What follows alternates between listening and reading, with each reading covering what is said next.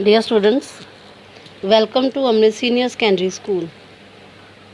Students, आज मैं आपको 10th की हिंदी की तीसरी कविता, जिसमें रहीम जी, बिहारी जी और वृंद के दोहे हैं, वो करवाऊंगी। लेकिन इन दोहों को करने से पहले हम रहीम जी, बिहारी जी और वृंद के बारे में थोड़ा सा जानकारी प्राप्त करेंगे।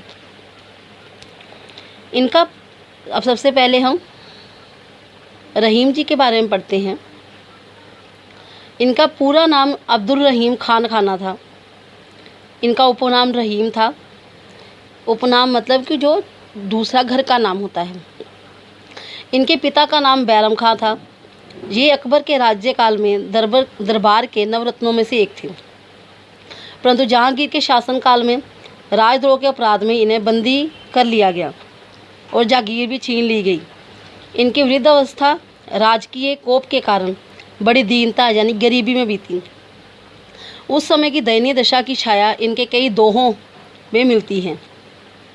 रहीम संस्कृत, फारसी, अरबी, ब्रज और अवधी भाषाओं के ज्ञाता थे। मुसलमान होते हुए भी इन्हें हिंदू गाथाओं और पौराणिक कहानियों यानी कि पुरानी कहानियों, जो ऐतिहासिक कहानियाँ था, उनका अच्छा ज्ञान था। रहीम तुलसीदास के प्रिय मित्र थे। इनकी रचनाएं थी रहीम सतसई रहीम की सबसे प्रसिद्ध पुस्तक है। इसमें जीवन के गहरे अनुभवों का निचोड़ है। इनकी भाषा सरल और सुबोध है, शैली मुक्तक है। इन्हें दोहा छंद को अपनाया है। बिहारी जी के बारे में, महाकवि बिहारी लाल का जन्म ग्वालियर के पास बसुआ गोविंदपुर गांव में हुआ, जिसमें इनके पिता का नाम केशव राय था। बिहारी जी की जन्म और मृत्यु के संबंध में विद्वानों का एक मत नहीं है। उन्होंने आचार्य केशवदास के काव्य कला की शिक्षा ग्रहण की थी। विवाह के बाद ये अपनी ससुराल मथुरा में रहते लगे। कहा जाता है कि शाहजहां ने बिहारी को आगरे बुलाया और पुरस्कृत किया था, यानी कि उनको इनाम दिया था। इसके बाद वे जयपुर के राजा जयसिंह के आश्रम में चले गए। वहाँ इन्होंने सतसई की रचना की, जो कि बिहारी सतसई के नाम से प्रसिद्ध है। वहाँ इनकी पत्नी की मृत्यु हो गई, जिसके बाद ये वृंदावन चले गए, जहाँ सन 1664 में इनका देहांत हो गया। बिहारी जी की रचनाओं में बिहारी सतसई, जो मैंने पीछे आपको बताया, उनकी ख्याति का आधार है, यानी कि उनकी प्रसिद्धि का आधार है। ये उनकी एकमात्र रचना है, जिसमें इनकी 717 यानी कि 717 दोहे हैं। इनकी भाषा ब्रज है। बिहारी के दोहों में श्रृंगार रस प्रमुख है। इसके साथ साथ भक्ति, नीति, प्रकृति चित्रण आदि वर्णन में भी बिहारी किसी से पीछे नहीं हैं। इनकी शैली जो है वो मुक्तक है। इन्होंने दोहा छंद को अपनाया और बिहारी के दोहों के बारे में कहा है, सतसैया के दोहरे जो नावक के तीर, देखन को छोटे लगे घाव करे गंभीर। यानी कि जो रहीम जी के दोहे हैं वो ऐसे लगते हैं जैसे कि नाव के तीर होते हैं ना, जो नाव के तीर या नाव को जो खेते हैं, जो उसको नाव को चलाने वाले जो होते हैं, वो तीर होते हैं, लगते हैं। लेकिन जो देखने में तो छोटे लगते हैं, देखने में तो छोटे लगते हैं, घाव करे गंभीर, लेकिन वो उसका जब वो तीर लगता है तो उसका जख्म बहुत ही बुरा होता है। वृंद जी के बारे में, वृंद का नाम रीतिकालीन परंपरा के अंतर्गत बड़े सम्मान के साथ लिया जाता है। प्राचीन कवियों की भांति वृंद का जन्म और मृत्यु तिथि के संबंध में विद्वानों का एक मत नहीं है। वृंद कवि मेवाड़ के रहने वाले थे। इन्होंने काशी में जाकर संस्कृत पढ़ी थी। कहा जाता है कि ये कृष्णगढ़ नरेश महाराजा जयसिंह के गुरु थे और उनके साथ औरंगजेब की फौज में ढाका में गए थे। इनके वंशधर अब तक कृष्णगढ़ में हैं। ये योधपुर में महाराज जसवंत सिंह के दरबार में भी थे। इनकी रचनाओं में वृंद सतसई, पवन पचीसी, हितोपदेश संधि, वचनिका, श्रृंगार शिक्षा, भाव पंचाशिका प्रमुख हैं। इनमें वीरेंद्र सतसई बहुत ही प्रसिद्ध है, जिसमें नीति के 700 दोहे हैं। इनके नीति के दोहे जब जन साधारण में बहुत प्रसिद्ध हैं। इनकी भाषा सरल है, वह लोकोक्तियों का सुंदर प्रयोग है। लोकोक्तियाँ स्टूडेंट्स वो होती हैं जो हम अपने डेली रूटीन में, यानी कि अपनी रोज़मर्रा की ज़िंदगी में प्रयोग करते हैं। इनका काव्य लोक नीति का सुंदर संग्रह है। आगे हम इस पाठ में हम क्या पढ़ेंगे उसका परिचय प्राप्त करते हैं। प्रस्तुत संकलन में नीति के दोहे के अंतर्गत महाकवि रहीम, वृंद और बिहारी के नीति से संबंधित शिक्षादायक और प्रेरणादायक दोहे हैं। प्रथम दोहे में रहीम जी कहते हैं कि संपत्ति या अच्छे समय में आपको बहुत से मित्र बन जाते हैं, परंतु जो विपत्ति या कठिनाई में भाव जो मुसीबत में साथ देता है वही सच्चा मित्र है। दूसरे दोहे में रहीम जी अपना लक्ष्य या ध्येय यानी कि अपना एक लक्ष्य, अपना एक मन एक और केंद्रित करने की शिक्षा देते हैं। उनका कहना है कि एक ही साधना पूरी तरह से करने से सब साधे जाते हैं और सबके पीछे दौड़ने पर सब बेकार हो जाता है। जिस प्रकार वृक्ष की जड़ को सींचने पर फूल फल सब तृप्त हो जाते हैं। तीसरे दोहे में स्वार्थ की अपेक्षा परमार्थ के महत्व को दिखाया है। जिस तरह वृक्ष अपना फल खुद ना खाकर संसार को दे देते हैं, तालाब अपना जल दूसरों के लिए देते हैं, उसी प्रकार दानी व्यक्ति जो है अपनी संपत्ति परमार्थ या दूसरों की भलाई के कार्यों में लगाते हैं।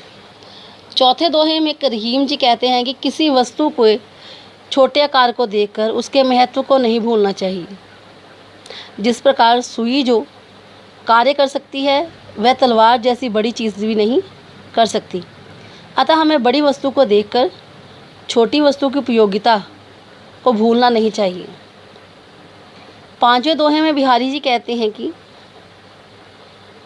कनक यानी कि सोना और एक कनक होता है जो धतूरे की गोलियां, नशे की गोलियां होती हैं, कि नशे से जो सोने का नशा है वो धतूरे के नशे से 100 गुना अधिक होता है, क्योंकि धतूरे को खाने से तो नशा चढ़ता है, पर सोना अर्थात धन की प्राप्ति से व्यक्ति के पास होती है उसकी अपने आप ही उसको नशा हो जाता है।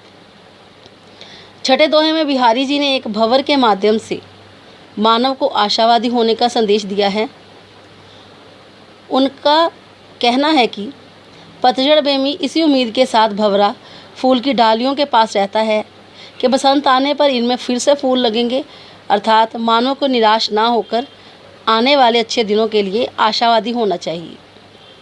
सातवें दोहे में बिहारी जी कहते हैं कि एक जैसे स्वभाव या प्रकृति वाले साथ ही ज़्यादा देर तक रहता है। जैसे पान की पीक लाल रंग की होती है और वह होंठों पर रहती है, और काजल काले रंग का होता है इसीलिए आँखों में रहता है। आठवें दोहे में बिहारी जी के गुणों के महत्व पर जोर देते हैं। बिहारी जी कहते हैं कि गुनी गुनी कहने से बिना गुण वाला गुणवान नहीं हो जाता। जैसे अर्क यानी आग का पौधा आग और सूर्य के समान नहीं हो जाता, क्योंकि सूर्य को भी अर्क कहते हैं। एक होता है पौधा, आग का पौधा होता है, और सूर्य का दूसरा नाम भी आग है, लेकिन दोनों की जो गुणवत्ता है वो अलग अलग है। इसलिए हमें नाम पर नहीं गुण या योग्यता पर ध्यान देना चाहिए। नौवें दोहे में वृंद जी परिश्रम के महत्व के बारे में कहते हैं कि लगातार मेहनत करने से मूर्ख भी विद्वान हो सकता है। जिस तरह बार बार रस्सी घिसने से पत्थर पर भी निशान पड़ जाते हैं, अतः कमज़ोर व्यक्ति भी लगातार मेहनत करके अपने लक्ष्य को पा सकता है। 10वें दोहे में वृंद छल और कपट के व्यवहार को थोड़ी देर चलने वाले ही मानते हैं कि जिस तरह काठ की हांडी बार बार नहीं चढ़ सकती, उसी तरह धोखेबाज व्यक्ति एक आध बार तो चालाकी कर सकता है, लेकिन उसकी चालाकी बार बार नहीं चल पाती। 11वें दोहे में वृंद मीठे वचनों के महत्व को दर्शाते हुए कहते हैं कि जिस तरह उबल रहे दूध का उफान ठंडे जल के छींट से दूर हो जाता है, उसी तरह ही गर्व के या घमंड को मीठे वचनों से शांत किया जा सकता है। 12वें दोहे में वृंद शिक्षा देते हैं कि अपने शत्रु को कभी भी कम नहीं लेना चाहिए, जिससे बात बिगड़ जाती है।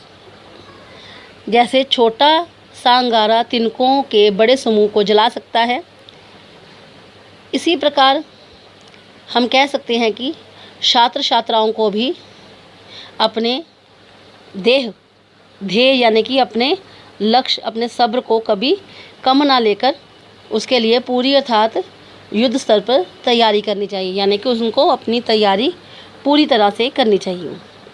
स्टूडेंट्स, इसके साथ ही हम आगे सबसे पहले आज रहीम जी के दोहे पढ़ेंगे।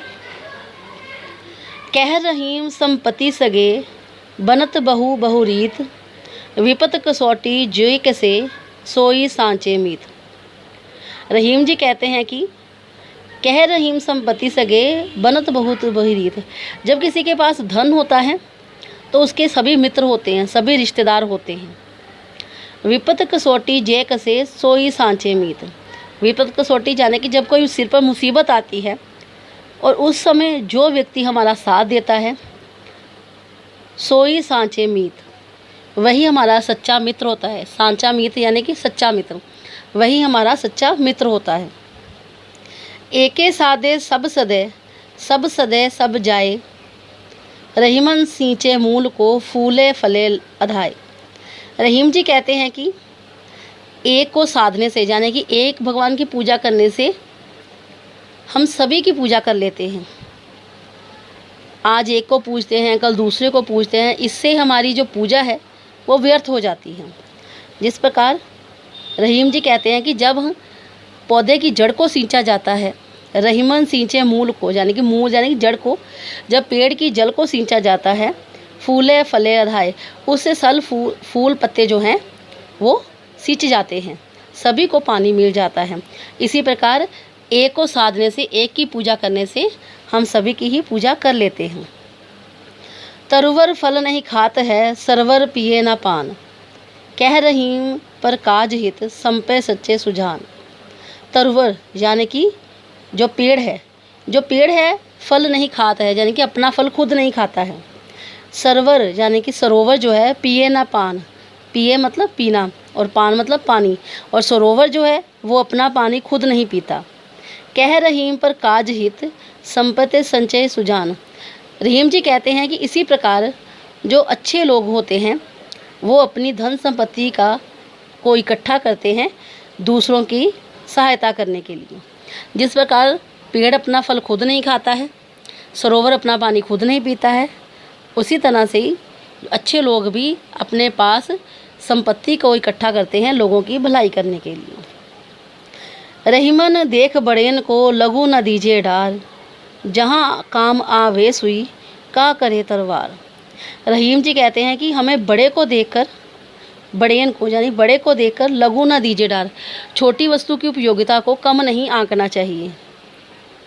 जहाँ काम आवे सुई, रहीम जी कहते हैं कि जहाँ पर सुई का काम होता है, का करे तलवार, तलवार यानी कि तलवार, वहाँ पर तलवार किसी काम नहीं आती है। इसलिए जहाँ पर सुई काम आएगी वहाँ तलवार का कोई मोल नहीं, और इसीलिए कभी भी छोटी वस्तु को कम नहीं आंकना चाहिए। स्टूडेंट्स, इसी के साथ ही मैंने इन दोहों से संबंधित कुछ प्रश्न भी आपको भेज रही हूँ। पहला प्रश्न है, इस कविता का और कवि का नाम लिखें। दूसरा है, रहीम जी ने दौलत आने पर क्या बताया है। तीसरा प्रश्न, सज्जन पुरुष धन को किसके लिए इकट्ठा करते हैं। चौथा, पेड़ क्या नहीं करते और सरोवर क्या नहीं करते और वह किनके लिए रखते हैं। पांचवा, रहीम जी के अनुसार सच्चे मित्र की पहचान क्या है। आगे हैं, आपने शब्दों के अर्थ लिखने हैं जो आपको साथ साथ में मैंने यहाँ पर बताए हैं। पहला है सींचे, दूसरा सुजान, तीसरा तरवार, चौथा तरुवर, पांचवा विपत और छठा काज। और अंत में जो प्रश्न है वो आपको मैंने प्रसंग पहले भी पिछली ऑडियो में भी बताए हैं और उससे पिछली ऑडियो में भी बता दिए हैं। यानी कि इसमें आपने इस कविता का प्रसंग भी लिखना है और साथ साथ में ये आपने होमवर्क जो है वो कॉपियों पे भी करना है और अच्छी तरह से उसको याद भी करना है। धन्यवाद।